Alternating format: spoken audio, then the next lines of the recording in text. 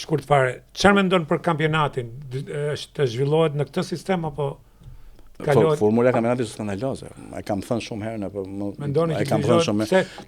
Kjo formula e kampionatit është skandaloze. Se ka disa formula të tilla, po nuk janë gjashtë. Janë vetëm dy. Ka Bullgaria, Çekia, më thënë sot. Abuzive.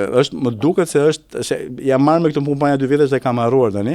Më duket se e ka aplikuar Rumania, e ka aplikuar Belgjika, më duket, edhe Greqia, po shiko, dy rrethana të ngjashme nuk janë. Ti nuk mund të marrësh për shembull çfarë aplikon kampionati anglez të aplikosh këtu, sepse ke rrethana të tjera.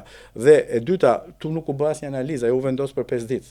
Domethënë 5-6 ditë para se fillimit të kampionatit, federata njoftoi që ke një formulë. E treta, nuk ka specialist futbolli me përshtim të atyre që kanë frikë të flasin, që thotë që kjo është një formulë shumë e mirë. Por mua ka sjell pasoja negative në futboll. Po tjetra është që megjithëse kjo do diskutohet prapë tash, por do bëjnë formulë tjetër. Po, jo, a do të kenë kampionat rregull, po do e di nga burimet sigurisht që do udhët në diskutim. Formula me 10, unë kam qenë federat kur vendos formula me 10. Formula me 10 natyrisht që ka të metat e saj. Bile unë kam qenë që dhe kategoria 2 ne të kishim 2 liga, 1 dhe 2, të dyja me 10. Por diskutime, interesa, përplasje, më shumë vinë interesat e deputetëve, kryetarëve të bashkisë që luajnë rol atje, se bën politikë dhe federata, por nuk ka rëndësi kjo. Po formula me 10 filloi të jepte rezultate. Pavarësisht që ka të meta, se nuk ka formulë perfekte.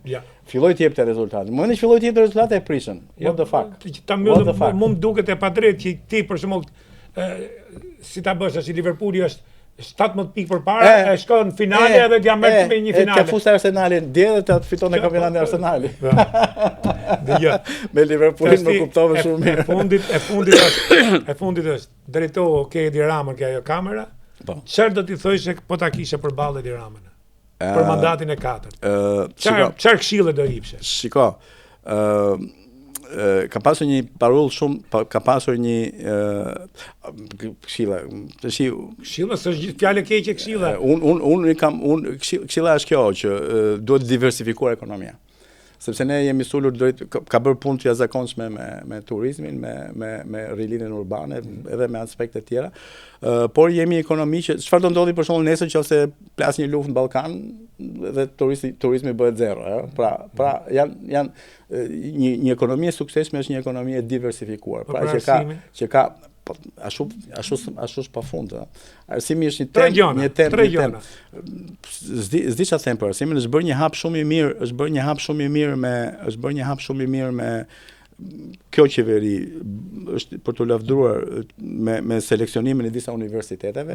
Nuk e di si është puna, se nuk jam i sektorit, nuk e njeh, nuk kam interes në sektor që kanë mbetur janë rigoroze etj.